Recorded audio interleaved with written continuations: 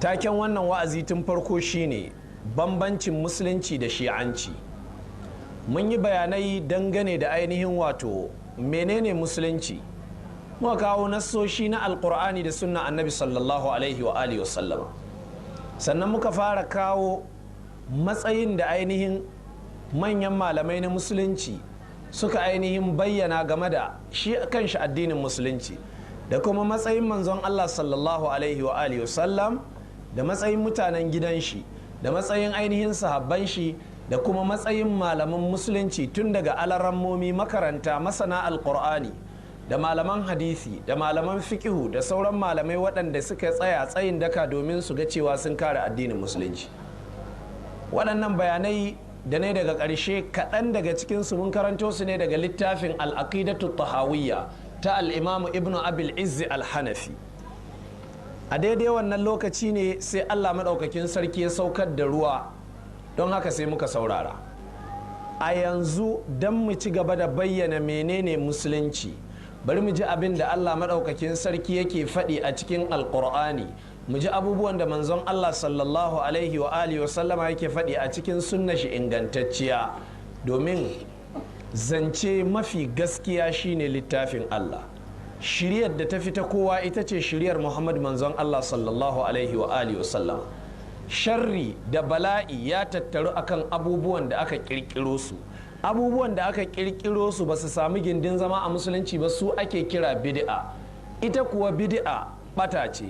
Bata ko ta gidan wuta, kada Allah ya nuna mana. Allah madaukakin sarki a cikin Alqur'ani suratul Nisa'i aya ta 36 yace: واعبدوا الله ولا تشركوا به شيئا وبالوالدين إحسانا وبذي القربى واليتامى والمساكين والجار ذي القربى والجار الجنب والصاحب بالجنب وابن السبيل وما ملكت أيمانكم إن الله لا يحب من كان مختالا فخورا. تيغبا الله يتي الذين يبخلون ويأمرون الناس بالبخل ويكتمون ما آتاهم الله من فضله وأعتدنا للكافرين عذابا مهينا. wannan tana ɗaya daga cikin ayoyi ko biyu daga cikin ayoyin da nake so zan yi ainihin ginin wa'azin nan nawa na yau in Allah ya so. Wuri na gaba har wa yau dai a cikin alkur'ani cikin suratul an'ami a aya ta 151 Allah ya ce: قل تعالوا أتل ما حرم ربكم عليكم ألا تشركوا به شيئا وبالوالدين إحسانا ولا تقتلوا أولادكم من إملاق نحن نرزقكم وإياهم ولا تقربوا الفواحش ما ظهر منها وما بطن ولا تقتلوا النفس التي حرم الله إلا بالحق ذلكم وصاكم به لعلكم تعقلون ولا تقربوا مال اليتيم إلا بالتي هي أحسن حتى يبلغ أشده وأوفوا الكيل والميزان بالقسط لا نكلف نفسا إلا وسعها وإذا قلتم فاعدلوا ولو كان ذا قربى وبعهد الله أوفوا ذلكم وصاكم به لعلكم تذكرون وأن هذا صراطي مستقيما فاتبعوه ولا تتبعوا السبل فتفرق بكم عن سبيله ذلكم وصاكم به لعلكم تتقون. waɗannan su ne ayoyi guda uku tun daga ta 151 har zuwa ta 153 a cikin suratul an'ami, waɗanda in Allah ya so suna daga cikin tubalan da zan ainihin aza wannan wa'azi na yau a kai. Wuri na gaba suratul isra'i aya ta 23 zuwa aya ta ainihin wato 26 Allah ya ce: wa qadha rabbuka alla ta'budu illa iyyahu wa bil walidayni ihsana imma yablughanna 'indaka al-kibar ahaduhuma aw kilahuma fala taqul lahumā uffin wa la tanharhumā wa qul lahumā qawlan karīmā واخفض لهما جناح الذل من الرحمة وقل رب ارحمهما كما ربياني صغيرا. har zuwa ƙarshe. A takaice waɗannan su ne kaɗan daga wuraren da in Allah ya so za mu ji menene musulunci, duk kai da komowar musulunci ko da akan waɗannan ayoyin ka tsayu in Allah ya so za ka bayyana wa wanda bai taɓa jin labarin musulunci ba. Balle alhamdulillah dukkanmu da ke zaune ko ke tsaye ko ke halarci a wurin nan dukkanmu musulmi ne alhamdulillahi wahada. Ashe waɗannan ayoyin sun isa sun tunasashe mu abubuwan da muka sani a musulunci muka manta, ko kuma abubuwan da karatunmu bai kai ba a faɗakar da mu domin waɗannan dokokin sun hau kanmu. A wuri na farko da na karanto aya ta 36 a cikin suratun nisa'i Allah ya ce wa abudullaha wa la tushriku bihi shay'a, ku bauta wa Allah ya ku jama'a, kar ku haɗa Allah da komai.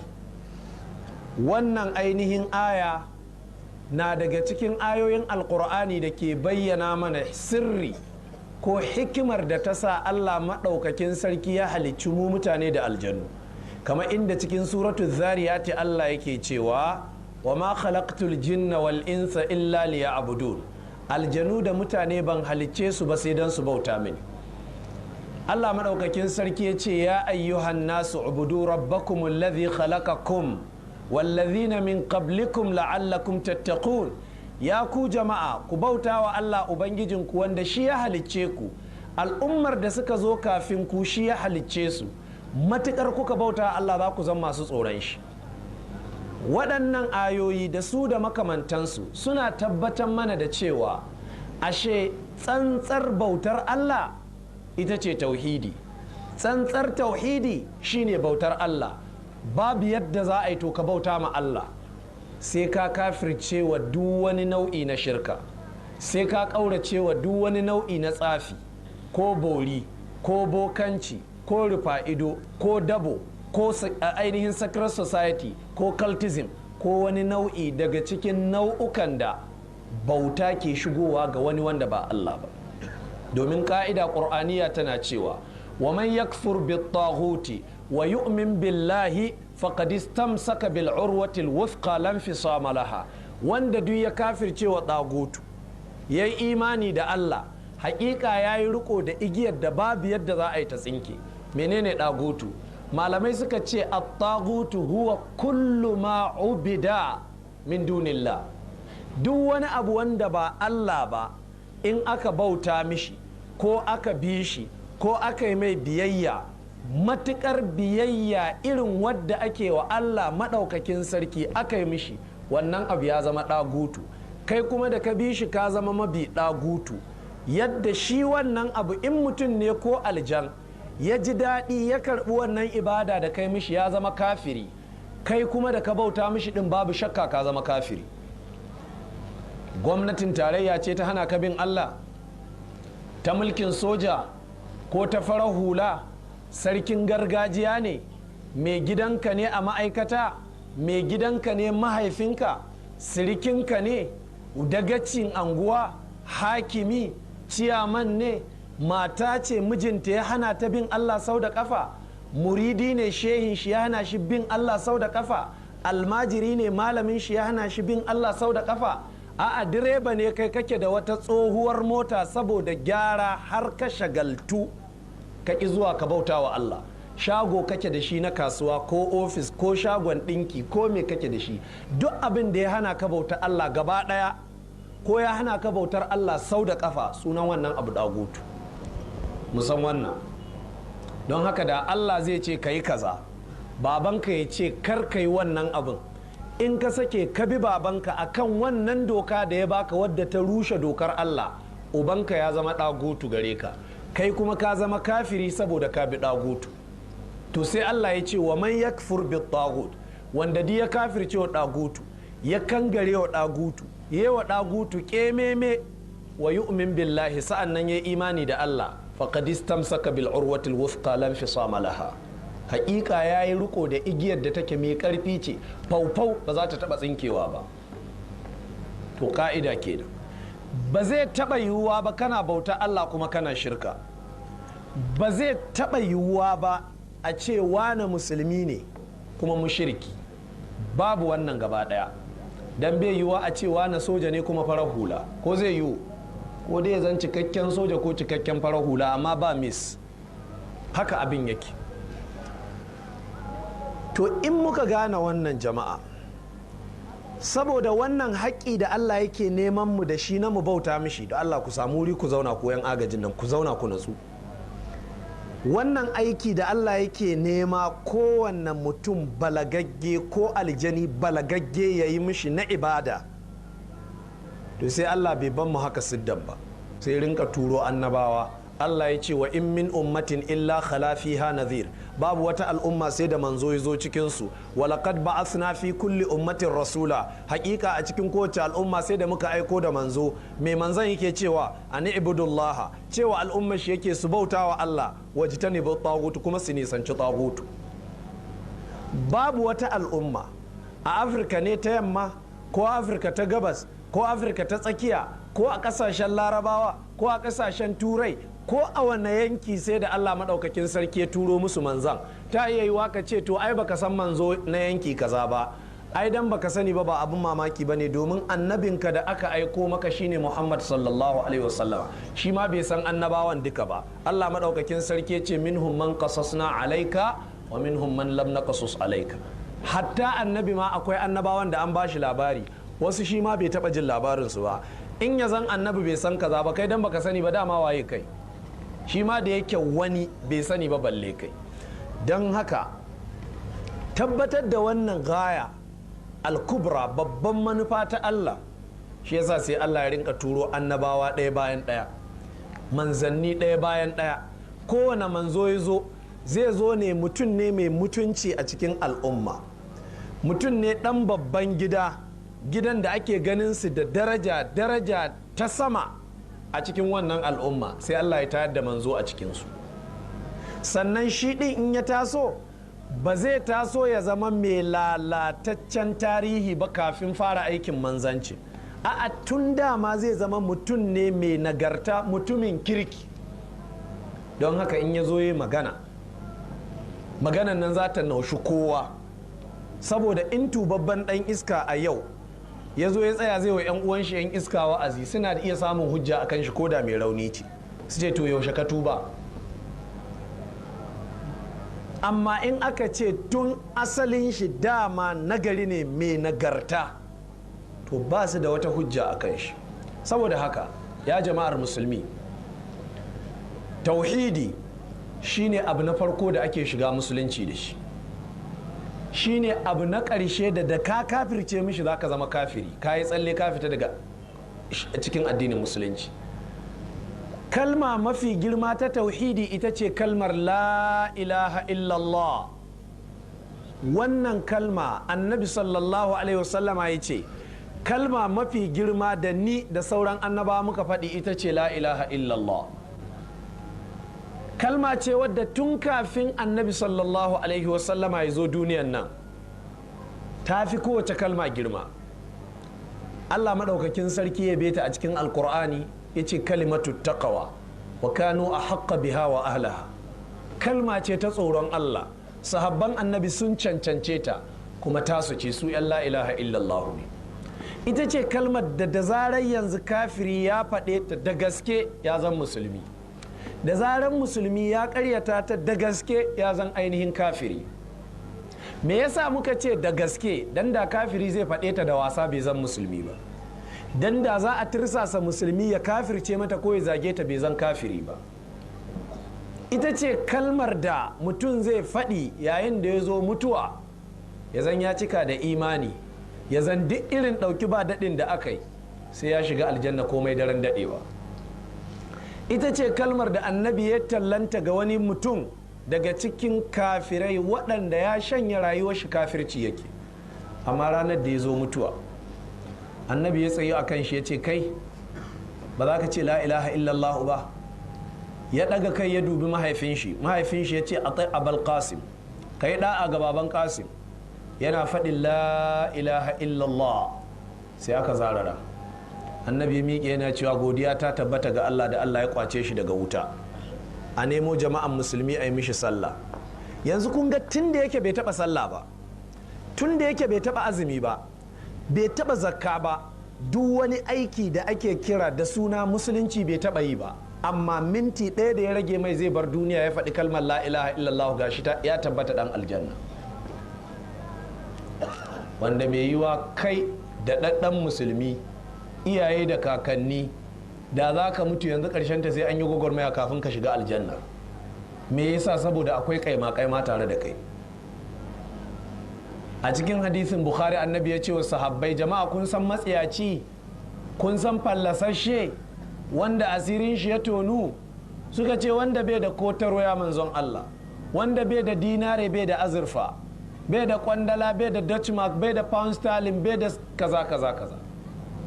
Annabi ya ce ina, fallasashen cikin wannan al'umma shine mutumin da yake musulmi ne, ya yi sallah, ya yi azumi, ya yi zakka, ya yi hajji, ya yi komai na musulunci an karba, ya tafi ranar alkiyama yana sa rai za a saka sha aljanna. Amma sai zan ashe ya taba zagin wani, ya taba yi wani kazafi, ya taba cin mutuncin wani, ya taba dukiyar wani, ya sa hannu ya bugi wani, sai a rinka kwasar waɗannan ladaddaki na sallar shi ana biyan waɗancan jama'a da ya zalunce su. Sai an gama kasabce duk abin da ya mallaka gaba ɗaya, sai waye gari ba shi da komai, ga haƙoƙin jama'a jibge a kan shi, ya wawushi dukiyarsu, ya zalunce su, ya tarushe haƙoƙinsu, ya ci mutuncinsu da baki, ya buge su da hannu. Sai a rinka ɗibo zunuban waɗannan mutane da ke da haƙoƙi a kan shi ana jibga mishi, ƙarshe sai a ɗauke shi a jefa shi wuta. Don Allah wace fallasa ta wuce wannan? A ce a dandalin ƙiyama ka miƙe ga lada nau'i aljanna kawai za ka shiga, amma a ce kafin a tashi daga kotun ƙiyama ka waye gari ka zama ɗan wuta. Ai babu fallasar da ta kai wannan. Kada Allah ya nuna mu a irin wannan hali. To kun ga jama'ar musulmi, abu na farko da yake wajibi a kanmu, kamar yadda na ambata, je kaka nemi kaset ɗin farko na wa'azin nan. Wajibi ne kowa ya san Allah, wajibi ne kowa ya san Allah. Sanin Allah shi zai sa a bauta mishi yadda ya cancanta a bauta mishi. Sanin Allah shi zai sa a bashi matsayin shi daidai da ya cancanta a bashi. Amma mutumin da bai san Allah ba zai iya zabgewa Allah mutunci, zai iya cin zarafin Allah bai sani ba. Yanzu ku dubi masu cewa Allah yana da ɗa, tun daga mushrikai waɗanda suke cewa mala'iku 'ya'yan Allah ne 'yan mata, tun daga kiristoci waɗanda suke cewa annabi Isa ɗan Allah ne, su ma kansu 'ya'yan Allah ne. Sai ka ji sun ce Jesus is a son of God, is a begotten son of God, and we are all children of God. Wai Isa zaɓaɓɓen ɗan lele ne ga Allah, mu ma kuma 'ya'yan Allah ne gama gari. Kaga wannan rage daraja Allah ce, cin mutuncin Allah ne.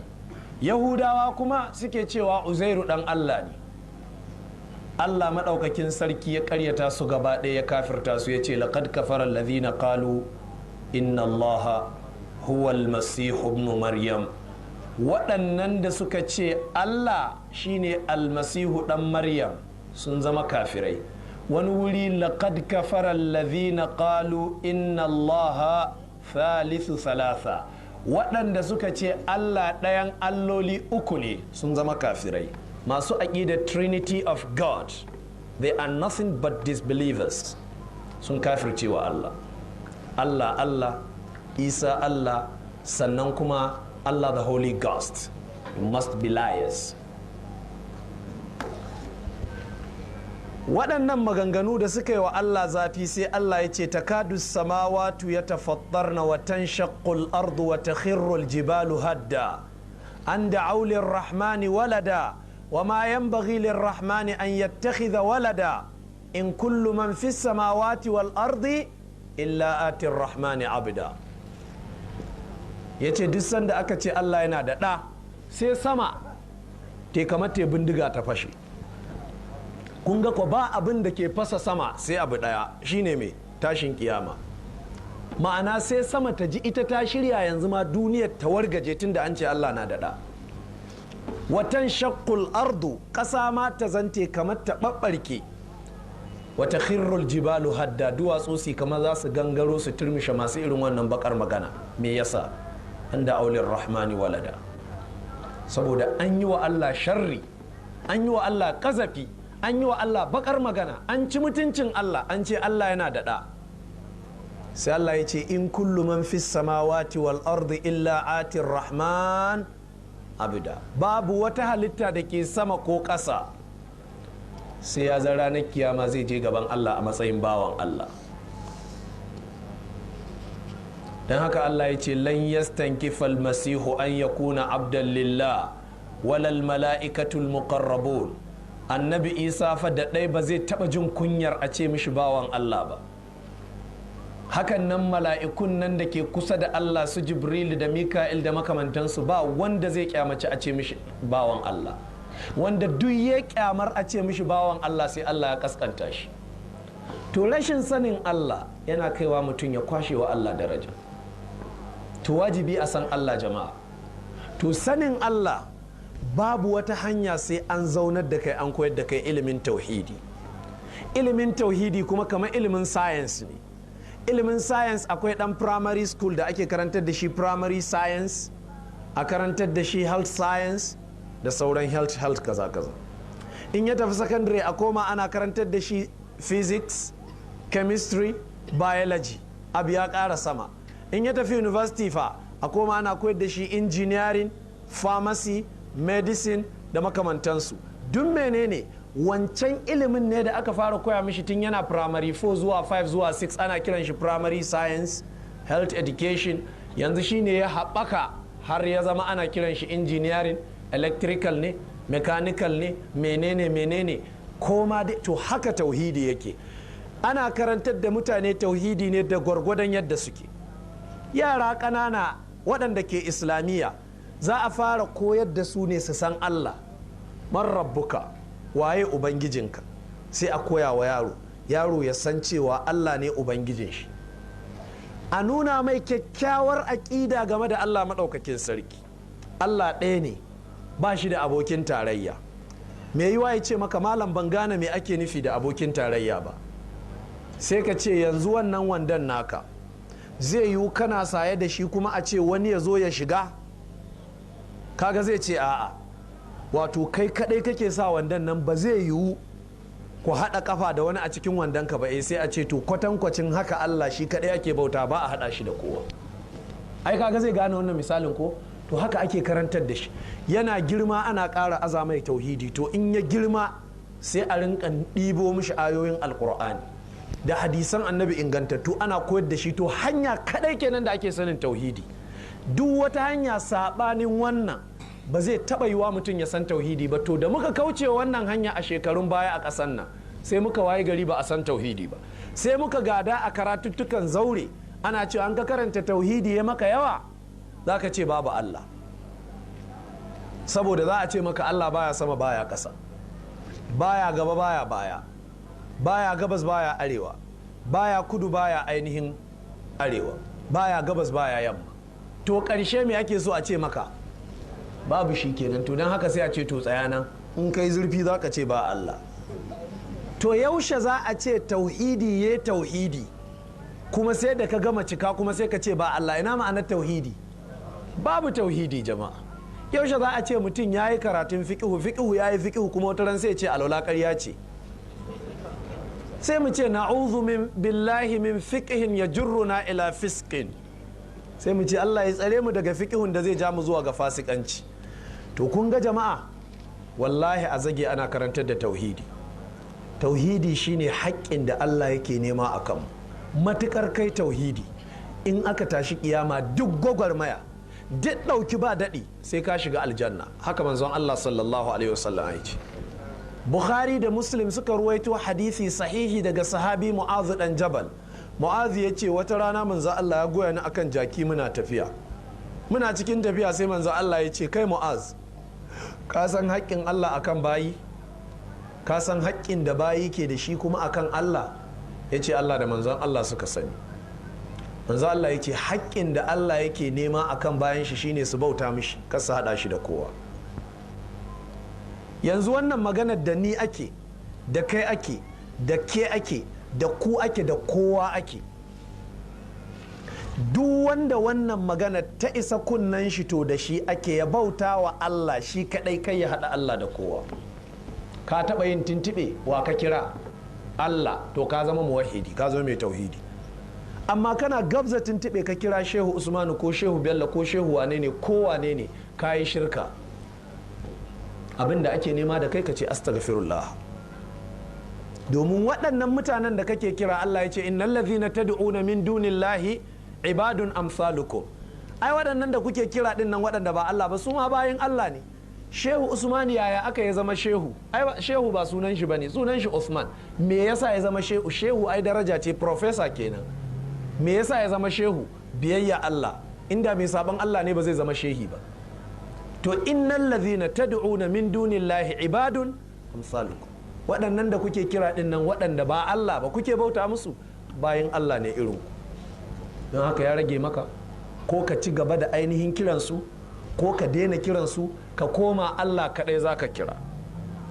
To abin takaici, mushirikan da baƙaƙen arna ne, amma mushirikan yanzu baƙaƙen arna ne baƙaƙe sitik. Su mushirikan da baƙantaka arnantakarsu tana bayyana ne a halin kwanciyar hankali. In suka samu kansu a ni'ima, za ka gansu da fankama, za ka gansu da ji da kai. Wani kafiri mai kuɗi ne a Makka, yana da 'ya'ya samari guda 9, sai su taso shi a gaba yana tafiya yana banga-banga, yana cewa waye isa, wane ne ya isa. Ya zo ga haɗu da Annabi sallallahu alaihi wasallama ya ce, kai da ka ce in mun ƙibinka za mu shiga wuta ranar kiyama.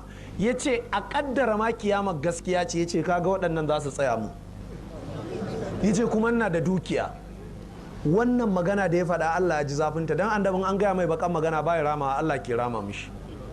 Allah ya ce a fara'aita allazi kafara bi ayatina wa qala la utayanna malan wa walada attala al-ghaiba am ittakhadha 'inda ar-rahmani ahada kalla sanaktubu ma yaqulu wa namuddu lahu min al-'adhabi madda wa narisuhu ma yaqulu wa ya'tina farda. Wallahi babu mutumin da Allah ya fatattaka shi a cikin Qur'ani kwatankwacin mutumin nan.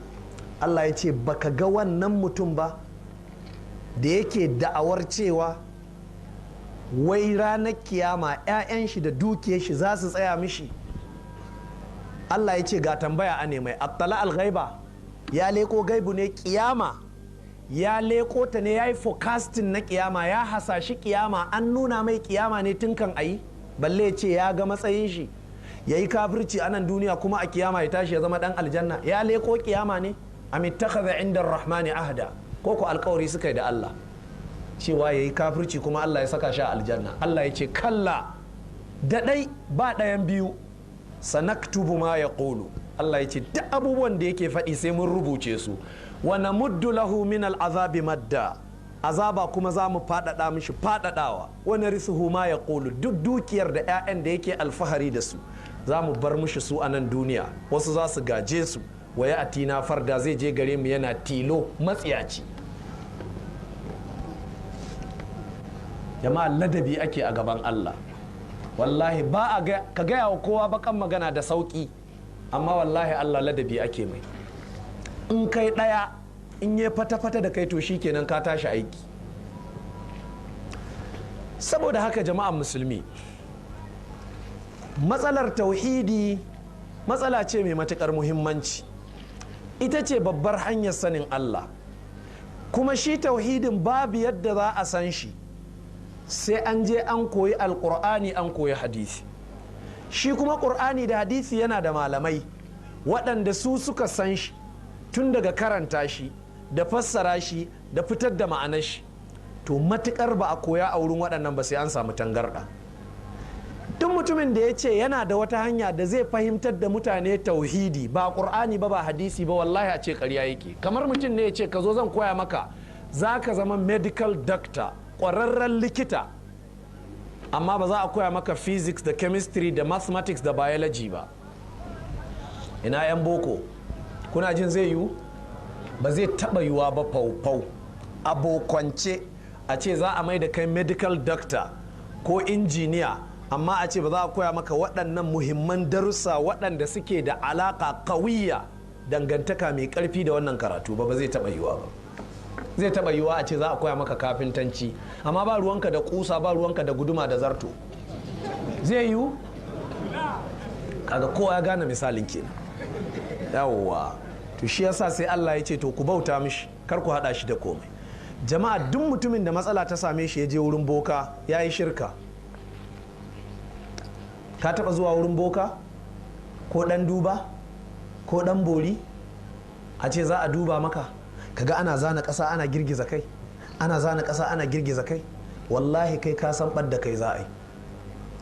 A ce kullum in gari ya waye sa'ad da rana ke fitowa ka faɗi kai sujuda ƙwaya ɗaya sannan ka miƙe, karka ce Allahu akbar, akwai shirka a cikin harkar nan.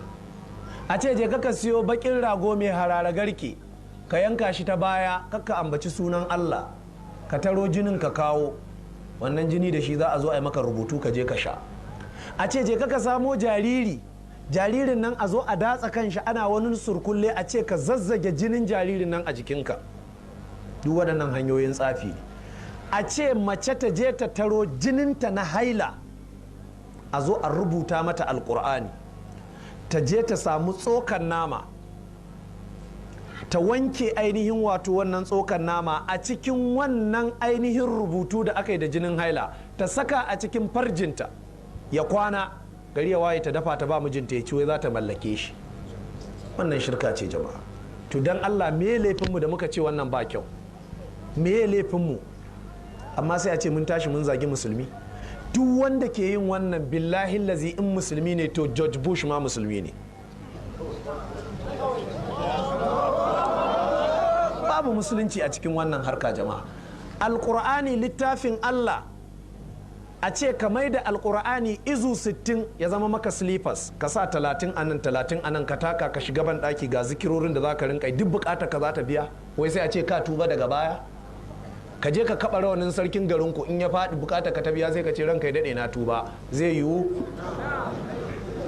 To sai Allah ne kawai za a ce je ka kai mishi barna ka tuba in buƙatar ka ta biya saboda Allah. Jama'a, abin fa da ake cewa mutane kenan, ka je ka samu Qur'ani izu 60 ka ɗaura 30 nan ka ɗaura 30 nan, ka shiga ban ɗaki kana taka alƙur'anin nan, a ce ga wasu karatuttuka da za ka yi, kana gama buƙatar ka za ta biya sai a ce ka je ka tuba, ka je kai hajji kai umara, Allah ya yafe maka. Haba jama'a, ya jama'ar musulmi, in ya zama ba ma kishin tauhidi, ba ma jin haushin shirka, wallahi ya nuna dabbobi sun fi mu. Domin tsuntsu ne a fadar annabi Sulaimana ya tashi ya bar fadar Sulaiman bai nemi izini ba.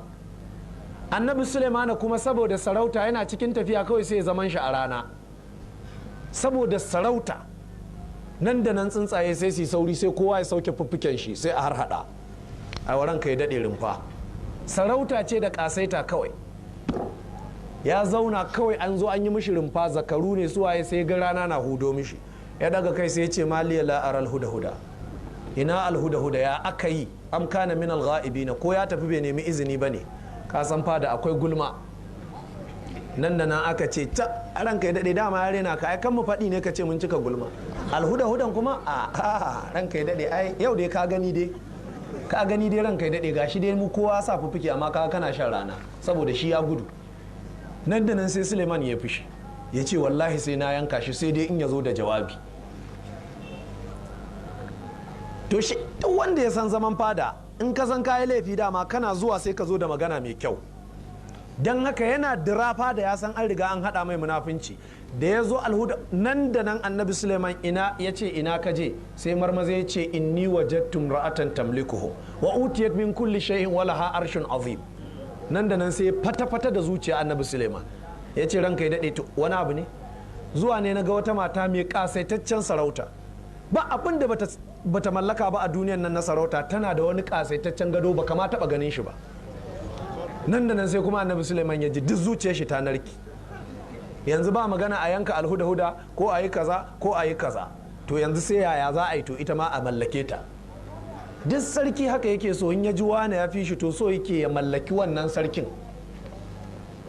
nan da nan sai annabi Suleiman ya ce ya ayyuhal mala'u ayyukum ya atini bi arshiha qabla an ya atini muslimi. Ya ku yan fada, cikin ku wane ne zai je kawo wannan gadan nata da ake cewa kaza kaza kafin ta zo nan tana musulma? Qala ifritun min aljinni, sai aka samu wani hatsabibin aljani ya ce ana atika bihi qabla an taquma min maqamika. Ran sarki ya dade, kafin a tashi zaman fada zan zo da shi. Suleiman ya ce a ina haba, yanzu muke so a zo da shi. Nan da nan sai wani ya ce ni ina zuwa, kafin ka kifta ido kawai bubga gadan ya zo da shi. Madadin Suleiman ya juya kujera ya ce haba mu na wasa ne, sai ya ce wannan farhama Allah ce, Allah ya yi min ne ya gwada ni ya ga zan kafirce ko zan gode. To Allah na gode. To maganar da tsuntsun nan ya faɗa da ya gama yaban matan nan kwaya ɗaya sai zo ya lalata ta, sai ce wajadtuha wa qaumaha yasjuduna lishamsi min dunillahi. ya ce ranka ya daɗe duk wannan kyale-kyale da na baka labari na sarauniyar nan kai ya ɓata maka rai, kai ta maka da hankali. To mecece kuma? Mushirka ce da ita da jama'an nan ta rana suke bauta, ba sa bauta wa Allah. Kun ga mahallin shahid kenan, kun ga inda nake so ku fahimta. Tsuntsu ne duk abin duniya ya gama gani, amma da ya ga ana shirka daga ƙarshe duk sai lalata maganarta. Tsuntsu yana kishi ya ga ana bauta wa wani wanda ba Allah ba. Dan Allah jama'a, in muka ce shirka ba ta ba mu haushi, ai mun yi ƙarya. In ko muka ce ba mu san tauhidi, ai mun yi ƙarya. To ƙaunar shirka da ba ma yi, soyayyar da muke wa tauhidi ita ta sa muke zafafa magana in magana ta zo ɓangaren tauhidi, babu sassauci. Kar a bauta wa kowa sai Allah, ka aiwa kowa sujuda sai Allah, ka a durƙusa wa kowa sai Allah, ka a risina wa kowa sai Allah. Mu'azu ibn Jabalin, al-Imamu Ahmad ya ruwaito hadisin shi, kyakkyawan hadisi, ya dawo daga ƙasar Sham a inda annabi ya naɗa shi ya tafi ya zan sole administrator, ya zama kantoma, gwamna na riƙon ƙwarya. Ya dawo gida hutu sai suka haɗa kan hanya da annabi sallallahu alaihi wasallama. Nan da nan sai ya faɗi ya gaida annabi sallallahu alaihi wasallam. Annabi ya ce ma kalma ce a larabci, suka ce ismu fi'lu amrin mabniun ala sukuni la mahalla lahu min al-i'rab wa ma'anahu ukfuf an hadha. Yace kai bari, me kenan wannan? Yace a manzo Allah, na je kasar Sham, na ga manyan malamai, manyan sadaukai, masu daraja da martaba, haka ake faduwa ana gaishe su. Na ga mu kuma ba mu da wani babban malami mai martaba da sarauta da daraja kamar ka, shi yasa ne maka. Manzo Allah ya ce wallahi da zan umarci wani wa wani sujuda saboda girman haƙƙi da mata na sa wa mijinta. Daga nan sai malamai suka ce ashe sujuda nau'i biyu ce. Sujuda iri biyu ce, akwai sujudar sallah, ita ce annabi ya faɗi cikin hadisin Bukhari da Muslim cewa ana yin ta akan gaɓoɓi 7 ne. In ka zo sujuda ka aje goshinka da hancinka, matukar hancinka bai taɓa ƙasa ba, malamai suka ce baka da sallah. Karanta muktasar.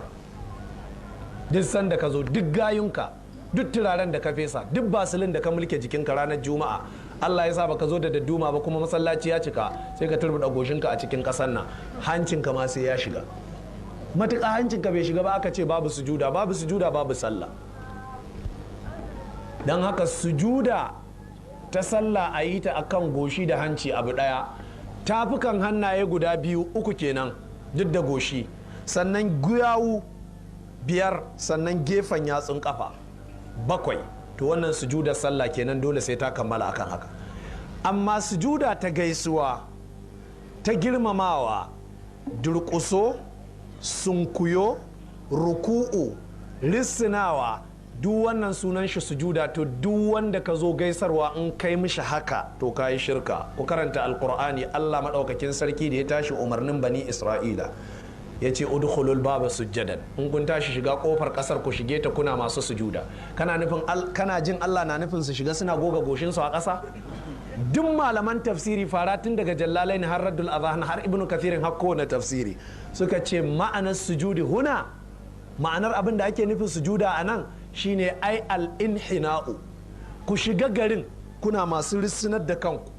Ashe rissinar da kai ana kiran shi sujuda. Sai malamai suka ce to duk mutumin da ya zo gaisuwa, mahaifinka zaka gaisar, sirikinka za ka gaisar, ranka ya daɗe za ka gaisar, mai gidanku za ka gaisar, kowa za ka gaisar a tsayan.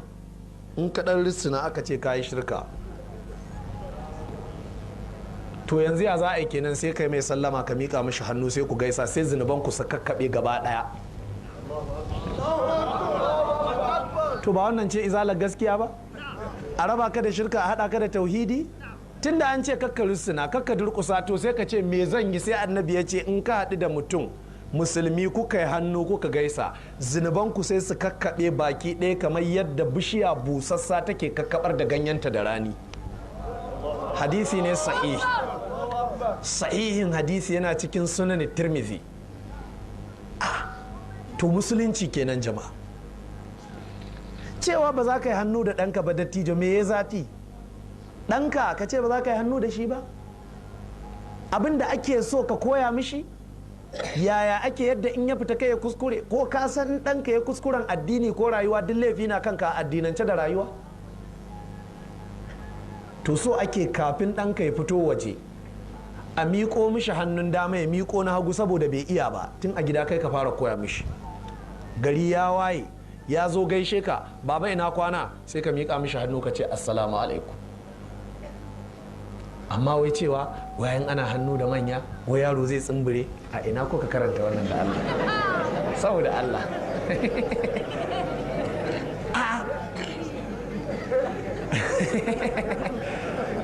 wallahi wata tsohuwa na ji tana hadisin nan, kai ka ce malama ce. kawai na ɗau buta zan zaga shagon wani lokaci sai na ji tana, to yanzu nan kai yaro kana hannu da manya ka tsimbire. oh wallahi tsohuwa ƙarya kika faɗa. mun gane wannan da kyau. ka koya wa ɗanka ya ake hannu, ya ake gaisuwa, ya ake mutunta manya. yin hannu da manya ba wulakanta su bane, girmama su ne. ai halin manya ne ko? saboda haka daidai ne wannan insha Allah. to Allah ya ce ku bauta mishi, ka ku hada shi da komai. wa bil walidaini ihsana. kun ga Allah mai iyawa da ya gama jan kunnanka lallai ka bauta mai, kai shirka, sai ya ce iyayenka kuma ka kyautata musu. jama'ar musulmi wajibi ne a kyautata wa iyaye. iyaye ba bauta musu ake ba, kyautata musu ake. abin duk da mahaifinka yake so, abin duk da mahaifiyarka take so, matukar abin nan ba ya daki nassin alkur'ani ko hadisi ba ne, dole ne kai wannan abu sai in ya fi karfinka. to in ya fi karfinka a nan ma ba bakan magana. in babanka ya ce kaga wani gandu nawa ka je ka hude min shi, sai zan baka iyawa, ba cewa za ka yi caɓi jan ni din a Allah ya kiyaye, wallahi ka zama tsinanne tun daga ran nan sai ka tuba, kuma sai ka roƙi babanka ya gafarta maka. in ba haka ba tsinanne sunanka.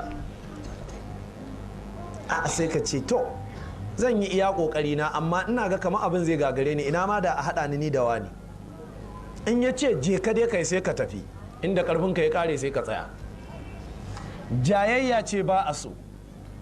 matukar mahaifinka ba ya hana ka abin da musulunci ƙarar ya zo da shi ba, kamar yadda Bukhari ya rawaito hadisi, Sa'ad ibn Abi Waqqas wani sahabi ne, lokacin da ya karɓi addinin musulunci sai uwar shi ta ce, Sa'ad wallahi zan daina cin abinci sai ka kafirce wa Muhammadu. ya ce anya inna da kin ci abincinki da yafi. ta ce a wallahi zan daina cin abinci, yunwa ta kashe ni in yi maka abin kunya a garin na. ya ce inna da kin ci abincinki da yafi zama lafiya, ni ba zan zama kafiri ba. ta ce dan nan ya ce ta ce to shikenan shege ka fasa. kwana ɗaya tsohuwa ta ki cin abinci. da yamma, Sa'ad zan mutu fa in maka abin kunya. ya ce in na gwamma ki ci abinci. kaga bai gaya mata bakan magana ba dai, amma in na gwamma ki ci abinci ni kan ba zan zama kafiri ba. gari ya waye, Sa'adu zan mutu fa in maka abin kunya a garin nan, a ce ka kashe uwarka saboda musulunci. ya ce wallahi gwamma ki ci abincinki in na yafi. ta yi juyin duniya, yini na biyu ya gama haduwa, ta ga dare zai malam, ta ga za ta suma, sai ta ci abinci. ya ce wallahi ya fi miki zaman lafiya inna. to anan ne sai Allah ya ce wa wasainal insana bi walidayhi husna. mutum mun yi mishi wasiya ya kyautata wa iyayen shi. ku duba wannan matsala kamar karamar matsala ce, amma sai da Allah ya saukar da aya a Qur'ani. suratul luqman Allah ya ce wasainal insana biwalidayhi husna, mutum mun yi mishi wasiya, mun ja kunnan shi ya kyautata wa iyayen shi, amma sai Allah ya ce fa in jahadaka ala an tushrika bi ma laysa laka bihi ilmun fala tuti'huma, idan iyayenka suka nemi rikici da kai ka afka abin da baka da ilimi akai to kakkai musu da'a. Allah ya ce wa sahibuhuma fid dunya ma'rufa, amma duk da haka fa Allah ya ce ka kyautata iyayenka a duniyan nan. Idan ubanka ya fi George Bush fada da musulunci, dole yana nan a ubanka. In aka tambaye ka ya sunanka Abdullahi, sai ka ce Abdullahi George Bush, wannan bai rage darajarka ba. Idan da zai ce maka ina so kafin ka fita sai ka share gidan nan, duk faɗan shi da musulunci sai ka share, in baka share ba sai Allah ya tsine maka. Amma in ya ce to kar in sake in ji kana kunuti kana tsinewa Amerika, sai ka ce ha baba wannan kuma kamfa la'anatullahi ala Amurka, yanzu ma ci gaba za a yi. Anan kam la ta'ata li makhluqin fi ma'asiyatil khaliqi. Sahabi Abdullahi dan Abbas ya ce akwai wasu abubuwa a musulunci guda uku ne, amma kowane ɗaya tagwaye ne. In ka zo da ɗayan baka zo da ɗan uwan shi ba, Allah bai karbi ɗayan ba.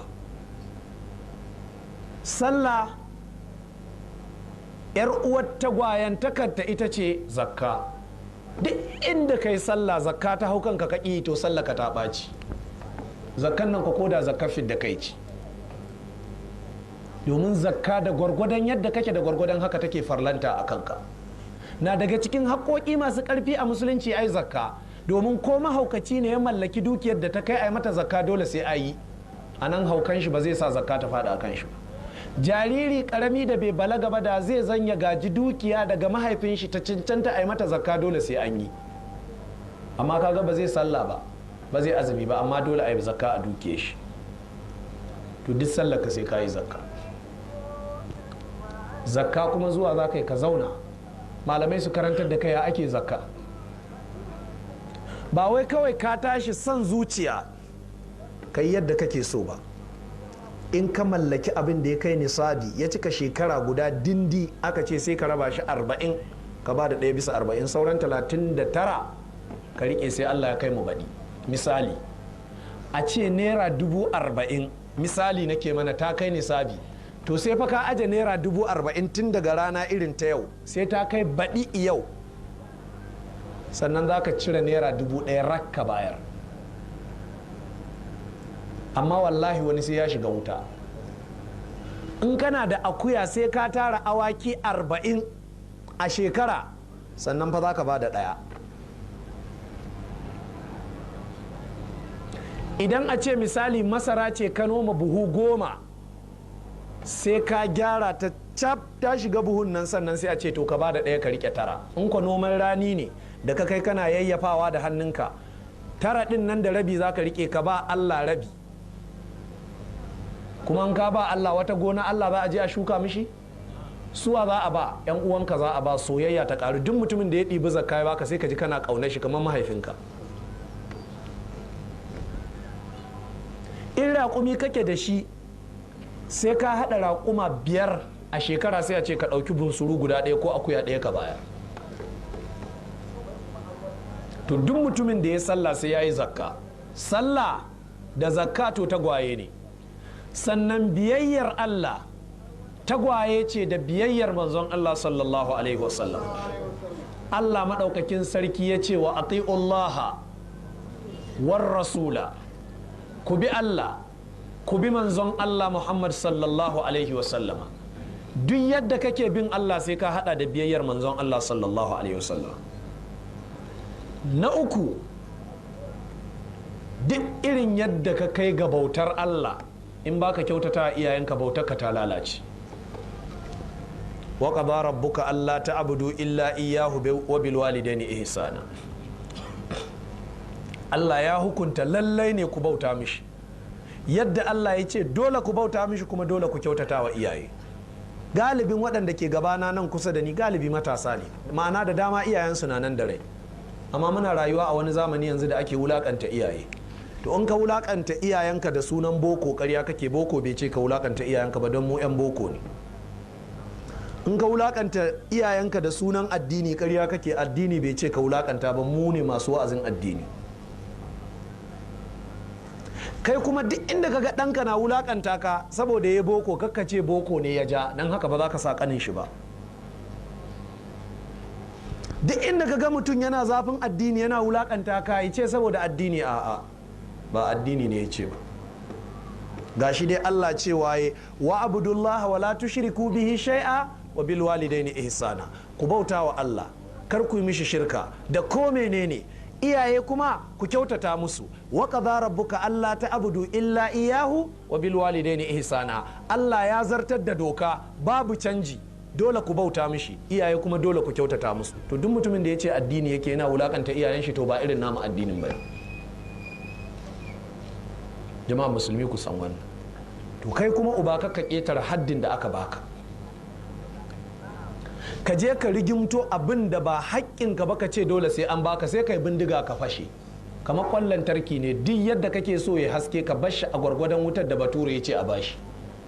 In ka ce kai yau so kake ga ɗakin ka ɗoɗar kama haske, waɗannan wayoyi murtuka ka jawo ka jona mishi, ka kwana a duhu kuwa, ko kuma ɗakin ya gobarance. Haka ne? Me yasa ka aza mai darajar da tafi ƙarfin shi? Haka kai uba, kakka sake ka rigimto abin da ba naka. Ka ce ɗanka bai durƙusa yana gaishe ka, ɗanka ya aje gemu kai baka aje ba, to wa ya hana ka ajewa ba? Ai ba wanda ya hana ka ajewa. Baka ga cikin dabbobi ma akwai waɗanda Allah ya karrama su da gemu ba? Zakara bai da gemu. Jama'a, ai gemu alama ce ta mutanen kirki, bunsuru ne kawai ya zan mutumin banza. Ina fatan mun gane. Allah ya taimake mu. To Allah ya ce wa bizil qurba, haka nan dangi na kusa, 'yan uwanka ko mushrikai ne, Allah ya ce ka kyautata musu. Wata ran sayyidina Umar ya zo zai salla a masallacin Annabi, sai ga wani dillali ya shimfiɗa kaya, sunan dillalin Utarid, sai ga wata riga ta alhari ne, silk. Sai Umar ya ce ka wannan riga ba wanda ya dace sai manzan Allah ya sata sallallahu alaihi wasallam. Nan da nan ko sai Umar ya ce ya manzan Allah, wata riga ce na gani wurin Utarid, ba wanda ya dace ka ganta ya sata, ka siye ta sai kai ka sa ranar juma'a da ranar idi, kuma in kayi baki ka fito cikinta ka tarbe su. Manzo Allah ya ce ya Umar, wannan riga ai marasa rabon lahira suke sa irinta, riga alhari ne ai bata halatta ba. Sai Umar ya ji ba daɗi, domin ya so ya gwaninta, kuma sai abin ya zama kamar an ɗan gwasale shi, ko ba daɗi. Bayan kwana biyu sai manzo Allah ya samu riguna irin waɗannan, sai ya aiko da Umar. Sai Umar ya riko riga ya taho, ya manzo Allah, ran nan fa kai ka ce rigan nan duk wanda ya sa ta bai da rabo a lahira, kuma ka aiko min da irinta? Ban da rabon lahira ne? Manzo Allah ya ce a na aiko maka ne ka siyar ka biya bukatarka. Saboda haka sai ainihin Umar ya tuna yana da wani dan uwa, uwarsu ɗaya uba kowa da nashi, amma yana maka shi mushriki ne bai musulunta ba, sai kudin da na rigar ya aika mishi. Wannan mushriki dan uwa Umar nan fa sai ji daɗi, sai zo sai ya tuba ya musulunta. To Allah ya ce wa bizil qurba, dangi na kusa a kyautata musu. Jama'a, kyautatawa ga dangi na kusa ta kai matuƙa, har da ka zo mutuwa ana so ka tuna da danginka. In ka zo mutuwa, danginka da kasan ba za su ci gadonka ba, aka ce babu laifi ka yi wasiya, in na rasu suwana da suwana da Allah a ɗan ɗibi ko 10,000 da Allah a basu. Za su taɓa mantawa da kai? Ba za su manta da kai ba, za su ce har yana cikin numfashin shi na ƙarshe sai da ya tuna mu 'yan uwan shi ne. To Allah ya ce a kyautata a dangi. Zumunci, mutumin duk da ya yanke zumunci Allah zai yanke shi daga rahama shi, domin kalmar zumunci da larabci daga sunan Allah ya tsagota. Sunan Allah ar-Rahmanu ar-Rahim, sunan kalmar zumunci ar-Rahimu, mahaifa, domin mahaifa ce ta hada kuto. Ar-Rahimu min ar-Rahman wa min ar-Rahimi. Sai Allah ya ce duk wanda ya yanke zumunci ni kuma zan yanke shi daga rahamata. A cikin hadisin Muslim annabi ya ce ranar gobe alkiyama za a aje amana dama, a aje zumunci hagu, sai a kawo siradi a aza akan wutar jahannama, sai a ce zo ka ketara. Kana zuwa kana taka siradi, in ya zanka ci amana sai kafa ka ta zame, sai kai wutar jahannama, kai taka ta kare. a baka ci amana ba amma ka yanke zumunci kana taka siradi sai kafa ka te kasa sai kai wutar jahannama. shi yasa an ka san ka yanke zumunci kai da danginka ka je ka sadar. Kana da dangi a ƙauye amma ba ruwanka da su, wai kai kayi kuɗi a bariki, kanka ya waye, kai ka zama dan bariki, wai su kuma ƙauyawa ne, in suka zo wurin ka ma har ma kyama kake a ce wannan wanka ne ko kaninka, wai shi bai iya sa hula ba. kazalika kuntum min qablu famanna Allahu alaikum. Kai ma da haka kake, ba Allah ne maka baiwa ba. Sannan kasancewa shi ba ƙauye kai ba bariki, ya yanke zumuncin ku? Bai yanke zumunci ba.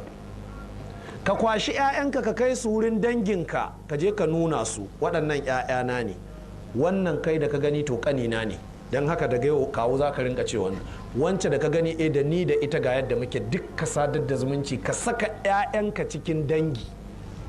Haka musulunci ya ce, nassin qur'ani ne gashi ya ce wa zil qurba ko wa bi zil qurba, da dangi na kusa, sai ya ce wal yatama, marayu a kyautata musu, a kyautata wa marayu. Waye maraya? Malamai suka ce in a dabbobi ne, maraya shine dabbar da uwar shi ta rasu kafin ya girma. Tinkiya in uwarta ta rasu kafin ta girma ta zama marainiya, dan ubanta rago ba ruwan shi da ita dama. Haka ne, dan baya ce fanan harawa, haka ne, baya kawo dusa. Yau wato da uwar ta rasu to ta zama maraya. Amma kai mutum aka ce a maraya a cikin mutane shine wanda uban shi ya rasu yana karami. Ma'ana yanzu kai dan ma baka ta rasu kana karami, sunanka dai sunanka, amma ba maraya bane kai, domin maraici shine rashin wanda zai kula da kai. Hakikanin al'amari uwa ke kula da ɗa game da harkokin tarbiyya da reno, amma kawo hidimar yau da kullum fa uba ne. To da wannan ne malamai suka ce lallai mutumin da ya rasa uba kafin ya balaga shine maraya, amma da girmanka da komai ubanka ya mutu kai ba maraya bane. Jama'a mun gane wannan da kyau.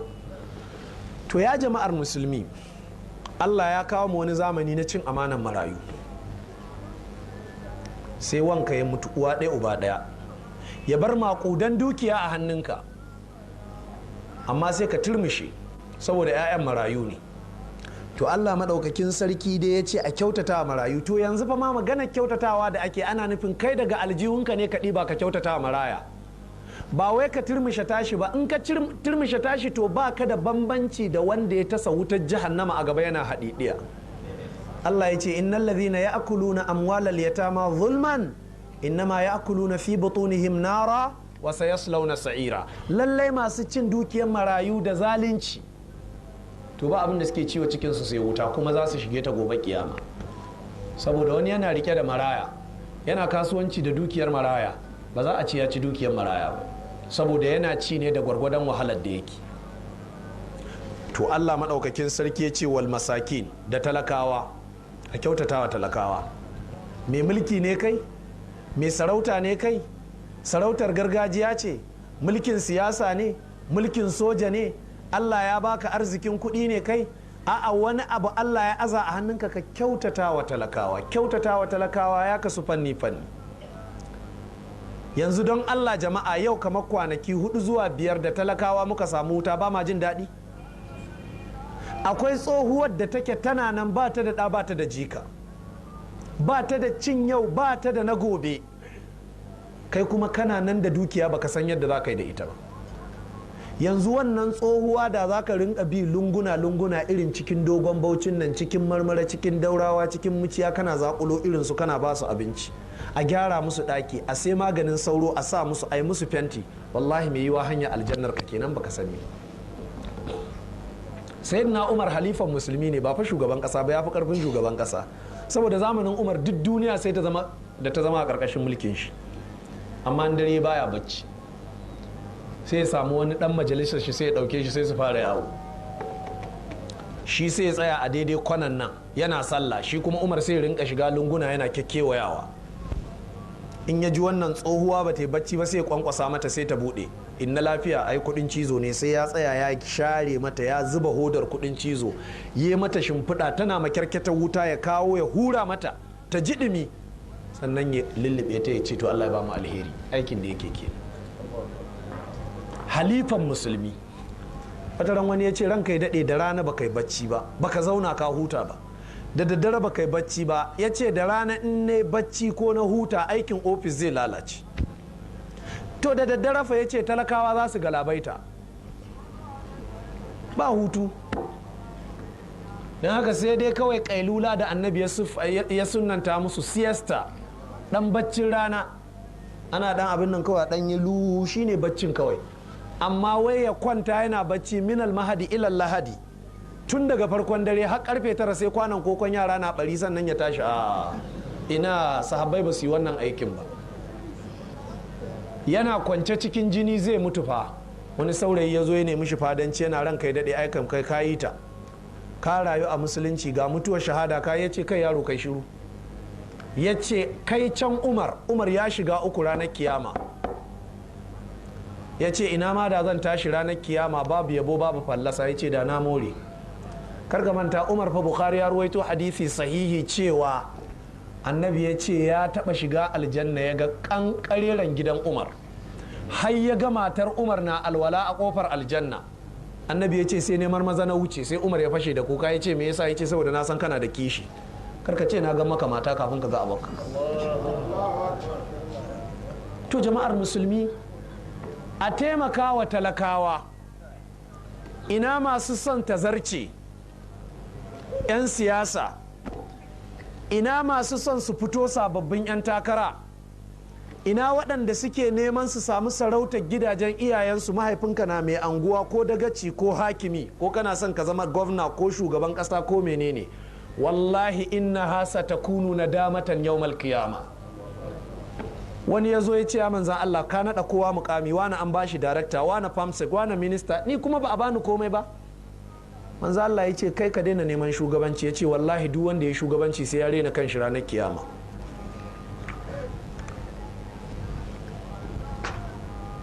Duk wanda ya kwana da yunwa a ƙarƙashin mulkinka, wannan yunwa za ka so a maimaita maka irinta a cikin wuta?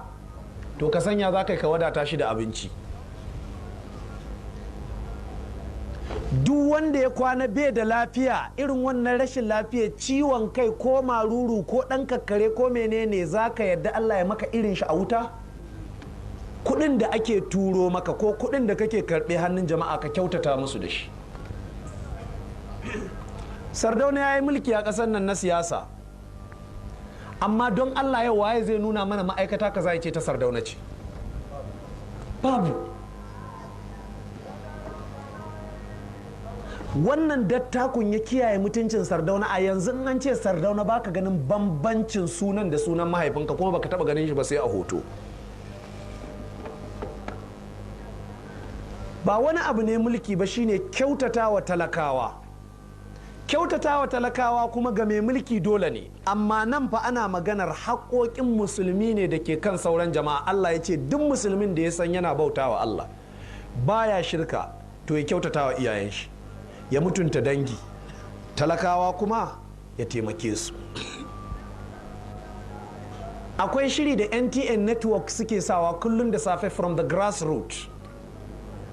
Aka nuno wani ƙauye na Lagos, wata tsohuwa an tare ta akan titi tana kuka, dan jarida yana hira da ita, baba kwanan ku nawa ba wuta? Ta ce ya zaka ce kwana nawa, wata nawa zaka ci? Ta ce wata 8. Ta ce ba ni da ɗa ba ni da jika. Ta ce I take God beg them. Waya ga broken. Ta ce ina haɗa su da Allah, don Allah su haska mana wuta, a ɗan yi mana niƙa da za mu ci tuwo, mu ga haske, ga sauro ya dame mu, ga wahala. Ta ce ban da ɗa ba ni da jika. Ta ce na gama su da Allah. A cikin hadisin Abu Dauda, sahihin hadisi da al-Imam Tirmidhi ya ruwaito, annabi ya ce na daga cikin mutanen da Allah ke karɓan addu'a su kai tsaye wanda aka zalunta. Allah duk mutumin da ka cuta ya ce Allah ya isa, karka ce tafi 1000. Yana cewa Allah ya isa ka ce a to zo a yi sulhu. Ya haƙuri, ya ban sabon ya zafi haka ba. Duk mutumin da ka ji ya ce Allah ya isa fa wallahi ya tabbatar ko ɗan sanda ba zai iya ɗaukowa ba. Ba shi da kowa kenan sai Allah. Allah kuma ya lamunce duk wanda ya ce ya isa zai kuma nuna mishi isar. Ai ba sai ya murɗe ka da ƙarfin tsiya ba ranar kiyama. Ranar kiyama ba a ciniki da naira, ba a yi da dinare, ba a yi da azurfa. Ranar kawai ana ciniki ne da zunubai da lada. wannan kuma na hannun Allah. Duk sallar kaladanta na hannun Allah. Ka cucuwa na sai Allah ya ɗibi sallolinka gaba ɗaya sai ya bashi. Kai kuma a ce azhabtum tayyibatikum fi hayatikum ad-dunya, duk ka gama morewarka a duniya. falyawma tujzauna azabal huni bima kuntum tastakbiruna fil ardi bighayri al-haqq. Dan haka a yau azabar wulakanci za a yi maka. To a taimakawa talakawa jama'a. A wannan lokacin mutane suna misinterpreting mulki, suna fassara mulki da kuskure cewa mulki wata hanya ce ta jin daɗi. Mulki ai ba hanyar jin daɗi ba ce jama'a, babu wani jin daɗi ga mulki. Mutumin duk da kaji yana neman mulki ga alama ya jahilci ɗayan abu biyu, ko dai ya jahilci shi kanshi mulkin, ko kuma ya jahilci lahira. To mutumin da ya mulki yake kokari ya sake komawa, babu shakka bai jahilci mulki ba, ya san shi. To amma lahira ya jahilta. Domin ko taron nan namu aka ce ranar kiyama kai ne shugabansu, za a yi maka hisabi a kansu, da wa za ka ji? To ka daina maganar taron nan namu. mai gida a gidan shi Allah ya ce manzo Allah ya ce kullukum ra'in wa mas'ulun an ra'iyatihi. Kowa sai an tambaye shi ranar kiyama. Matarka nawa? ɗaya. Ba ku taɓa haihuwa ba? To ta ishe ka aiki gobe kiyama. Sai an bincike ka, yaya sallata, ya azuminta, ya take rayuwa, ya take bin iyayenta tana daga gidanka, yaya take ainihin harkar yau da kullum. Shi yasa shari'ar musulunci ta ce ko kwano mata aure za ta siyar sai ta nemi izinin mijinta. In ya ce bai yadda ba za ta siyar ba. Dan an ɗauki al'amar, ko maroƙi zai shaida wannan magana da nake faɗi, ba shi yake faɗi a zaure ba, ya ce da ci da sha da kula da addini da komai yana hannunka. Sai kai sakaci ranar kiyama za ka iya da nauyin matarka balle da 'ya'yanka. To balle a ce kai shugaba ne? Ku kyautata talakawa jama'a. Mu abin da muke so a samu mutane masu mutunci su fito su tsaya su karɓi mulki don su taimaki talakawa. Tituna ne a gyara wa jama'a, wutar lantarki, ruwan famfo. Shi fa talaka ya fidda rai daga mulki, amma shi abin da yake so social amenities, kayan inganta rayuwa su ci gaba. Yanzu lokacin da muka taso muna yara ba mu san wata larura wai sunan ta ɗauke ruwa ba, ba mu san wata larura wai sunan ta ɗauke wuta ba. Don haka duk abin da za ka yi ba ruwanka sai san da lokaci ya za ka yi. Amma wallahi yanzu ko nikan inji ne kana tattali da kaga wuta fal sai ka ce ai sauri a kai nika fa. To mutum nawa ne ke da halin su ci shinkafa? An ɗauke wuta ba ruwa, haba kamar wutar jahannama. Ba wuta ba ruwa, ai jahannama ne ake maka ɗif, duk inda rahama take sai a sa negative.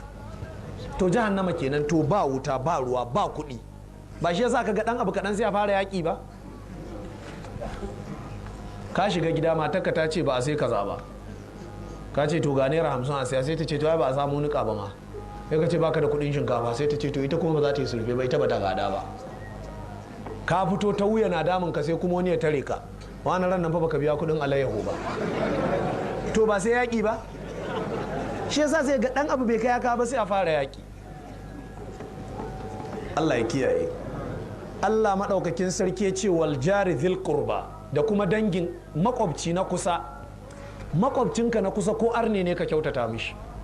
Ga katangar ka kai Alhaji Muhammadu, ga katangar Mr. Okonku, ko ka kyautata mishi. Ba ka fito kana zagin shi arnan banza arnan wofi, to me kai? Ashar kai kawai nan, kuma zunubi kake da shi, baka kira shi ga musulunci. Yahudawa ne annabi yake da gida kusa da gidansu, suka gallabe shi, shi kuma yana kyautata musu. Ran nan su da kansu suka ga abin kunya ya musu yawa, sai suka ɗauko ɗansu suka ce gashi nan ya rinka maka boyi-boyi. Wannan ɗa shi ne nake ishara a ɗazu. Kwana biyu annabi bai gan shi ba, aka ce bai da lafiya, ya je gaishe shi. Yana zuwa gaishe shi sai ya samu yaro zai rasu. Annabi ya umarce shi ya faɗi kalmar shahada, yana faɗin kalmar shahada shine ya cika. Annabi ya ce a tashi ai mai sallah. Dan Allah me ya ja wannan? Kyautatawa. Haka a kasuwa ga teburinka ga teburin arniya wance, ba wulakanta ta za ka yi shine zai nuna mata kai ne musulmi ba. Matukar kuka haɗa makwabtaka a tasi ne, a rumfar kasuwa, a ofis ne, a anguwa ne, a kan hanya ne, yanzu ka kama hanya daga dogon baucin nan za ka tafi kasuwa, ga wani arne ne shi ma zai tafi, yanzu fa ya zama makwabcinka. To akwai nau'in kyautatawa da za ka yi mishi. A'a kana tafiya ka shiga nan ka fita nan kana taɗiye shi, baka girmama shi ba. Babu addini mai zaman lafiya matukar an fassara shi daidai kamar addinin musulunci, amma haka mai ɗanya fassara shi kenan. Allah maɗaukakin sarki ya ce wal jaril junubi, haka nan makwabci wanda ainihin yake a nesa.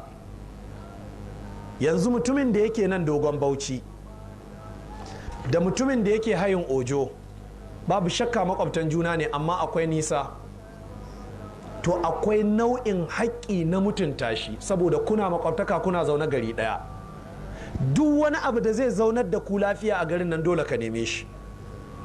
Duk abin da zai keta mutuncin shi karka sake ka kusantar mai da shi. Jama'ar musulmi ya kai matuƙa wajen girmama haƙƙi.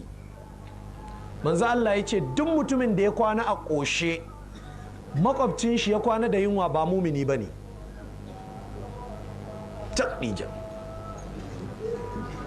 Gaskiya yanzu ko mutane da yawa ba su da imani kenan.